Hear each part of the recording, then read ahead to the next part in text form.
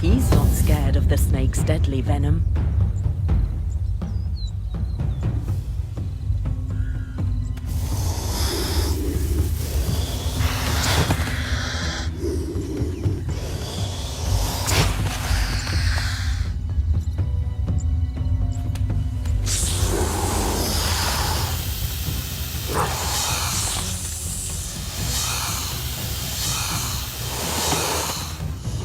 The mongoose is incredibly quick on his feet, able to dodge the strikes and hit back.